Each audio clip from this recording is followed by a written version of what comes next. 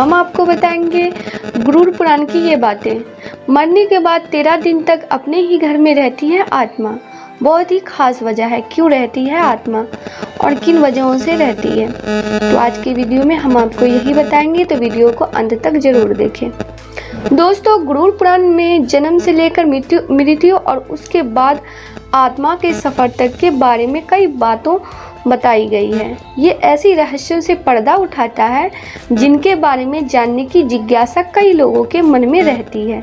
इतना ही नहीं, गरुड़ पुराण में मृत्यु से जुड़े संस्कारों को लेकर कई नियम भी बताए गए हैं, जिनका पालन करने से मृतक की आत्मा को शांति मिलती है, इससे अच्छी गति मिलती है। वही पूर्वजनों के आशीर्वाद से व्यक्ति का परिवार खूब तरक्की, सुख, समृद्धि पाता है।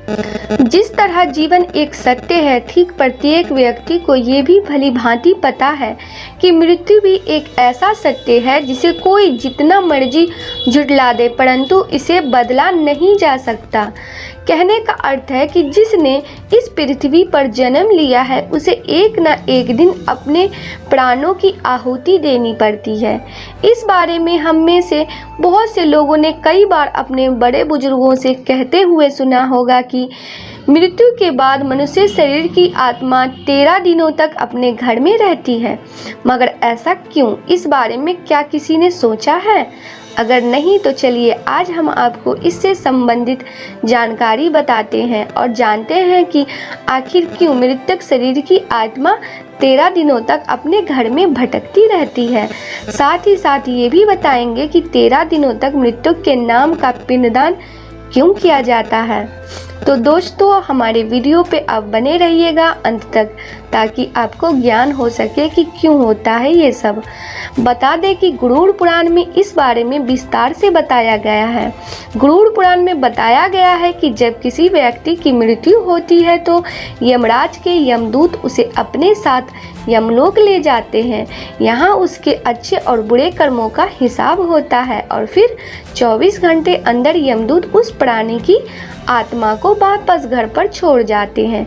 यमदूत के द्वारा आत्मा को वापस छोड़ जाने के बाद मृतक की आत्मा अपने परिजनों के बीच भटकती रहती है और अपने परिजनों को पुकारती रहती है, लेकिन उसकी आवाज़ कोई नहीं सुन पाता। यह देखकर मृतक व्यक्ति की आत्मा बेचैन हो जाती है और जोर जोर से चिल्लाने लगती है। इसके बाद आत्मा अपने शरीर के अंदर प्रवेश करने की कोशिश करती है, लेकिन यमदूत के पास बंदिश होने के कारण वह मृतक शरीर में प्रवेश नहीं कर पाती है। इसके अलावा गरुड़ पुराण की माने तो जब यमदूत अपना को उसके परिजनों के पास छोड़ जाती है तो उस समय उस आत्मा में इतना बल नहीं होता है कि वो यमलोक की यात्रा तय कर पाए।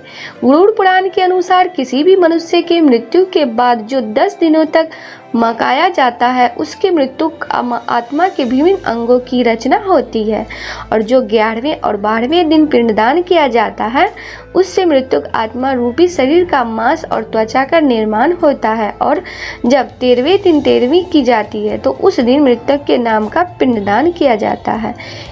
उसी से ही वह यमलोक तक की यात्रा तय कर पाते हैं। अर्थात मृत्यु के बाद मृतक के नाम का जो पिंडदान किया जाता है उसी से ही आत्मा को मृत लोक से यमलोक तक यात्रा करने का बल मिलता है। दोस्तों, इसलिए ही गरुड़ पुराण में बताया गया है कि जब किसी मनुष्य की मृत्यु हो जाती है तो उसकी आत्मा 13 दिनों तक अपने परिजनों के पास घर में भटकती रहती है और उसके बाद आत्मा मृत लोक से यमलोक की ओर निकल पड़ती है, जिसे पूरा करने के लिए उसे 12 महीने यानी कि 1 साल का वक्त लगता है। इतना ही नहीं, मान्यताओं के अनुसार 13 दिनों तक मृतक के आत्मा यानी कि नाम किया गया पिंडदान उसके 1 वर्ष के भोजन के समान होता है। दोस्तों, इसके अलावा बता दें कि अक्सर लोगों के मन में ये भी सवाल जरूर आता है कि अगर किसी मृतक व्यक्ति के नाम का पिंडदान नहीं किया गया तो क्या होता है। दोस्तों, आपको बता दें कि इसका भी वर्णन गरुड़ पुराण में किया जाता है। जी हाँ, जिस मृतक व्यक्ति का पिंडदान नहीं किया जाता है यमदूत उसे 13वें दिन जबरदस्ती घसीटते हुए यमलोक की ओर ले जाते हैं और मृत व्यक्ति की आत्मा को इस दौरान काफ़ी कष्ट उठाना पड़ता है। इसलिए हिंदू धर्म में मनुष्य की मृत्यु के बाद 13 दिनों तक पिंडदान करना आवश्यक माना जा गया है।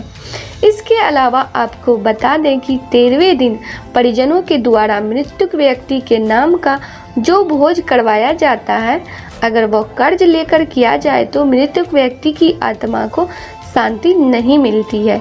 इतना ही नहीं, गरुड़ पुराण में ये भी बताया गया है कि जो व्यक्ति जीवित रहते हुए अच्छे कर्म करता है, मृत्यु के बाद उसकी आत्मा को यात्रा के दौरान यमदूत कोई कष्ट नहीं देते, और जो व्यक्ति बुरे कर्म करते हैं उसकी आत्मा को यमदूत यात्रा के दौरान कई यातनाएं देता है और आत्मा को कई कष्ट भोगने पड़ते हैं। इस दौरान आत्मा इतनी कमजोर हो जाती है कि वह कहीं भी यात्रा करने में असमर्थ रहती है। फिर परिजन पिंडदान करते हैं। 13वीं के दिन जरूरी संस्कार करते हैं। इससे आत्मा को बल मिलता है और वह यमलोक की यात्रा करती है। इतना ही नहीं, पिंडदान के समय दिया गया भोजन आत्मा को 1 साल तक शक्ति देता रहता है। इसलिए पिंडदान को बेहद जरूरी माना गया है। वहीं जिन आत्माओं के लिए पिंडदान नहीं किया जाता है, उन्हें यमदूत 13वें दिन जबरदस्ती घसीटते हुए यमलोक की ओर ले जाते हैं। इससे मृतक व्यक्ति की आत्मा को बेहद कष्ट उठाने पड़ते हैं। वहीं जिन लोगों के कर्म खराब रहते हैं, उनकी आत्मा भी बहुत कष्ट उठाती है।